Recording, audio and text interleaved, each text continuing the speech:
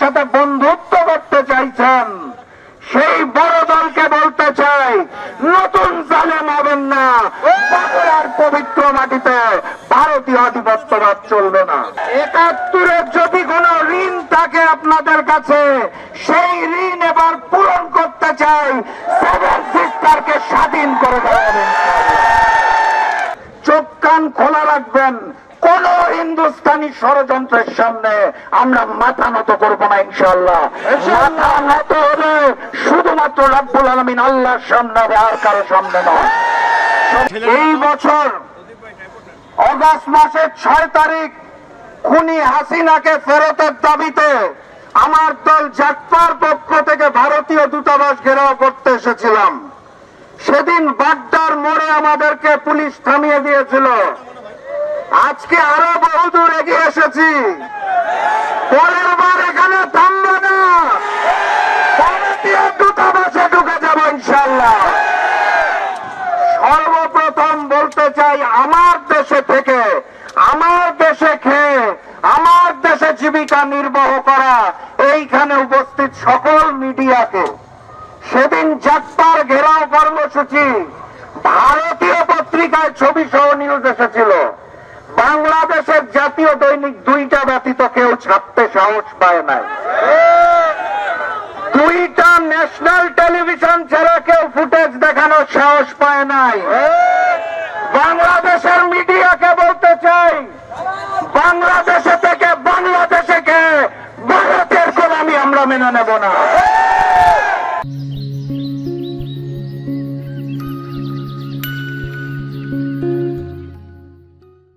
এরপর বলতে চাই বাংলাদেশের রাজনৈতিক দলগুলোকে, আপনারা মনে করেন ক্ষমতায় থাকতে হলে বোধহয় হিন্দুস্তানের বন্ধুত্ব প্রয়োজন।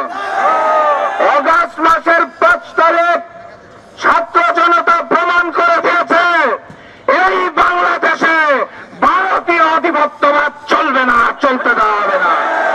অতএব যারা নতুন করে নরেন্দ্র মোদী আর হিন্দুস্তানের সাথে বন্ধুত্ব করতে চাইছেন, সেই বড় দলকে বলতে চাই, নতুন জালেম হবেন না। বাংলার পবিত্র মাটিতে ভারতীয় আধিপত্যবাদ চলবে না। সর্বশেষ আমি হিন্দুস্তানকে বলতে চাই, আমার দেশের সীমান্তে হত্যা চলবে না, অবৈধ পুশিং চলবে না, ৫৪টি অভিন্ন নদীর পানির ন্যায্য হিস্সা লাগবে।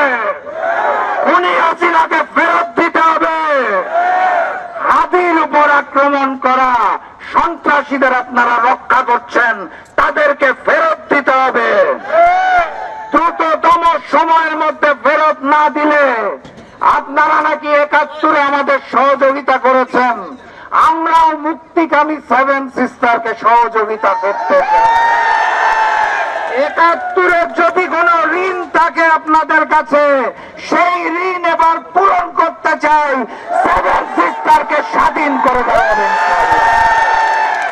আর আমার দেশের প্রশাসন যারা পিছে দাঁড়িয়ে রয়েছেন, তাদেরকে বলতে চাই, বাংলাদেশের মুক্তিকামী জনতাকে আপনারা রুখতে পারেন, ভারত থেকে আসা গুলি রুখতে পারেন না কেন?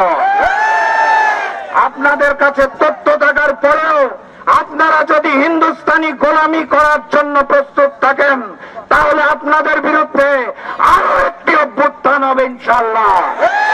নতুন বাংলাদেশে হিন্দুস্তান এবং হিন্দুস্তানের কোন বন্ধুত্বকে আমরা মেনে নেব না ইনশাআল্লাহ।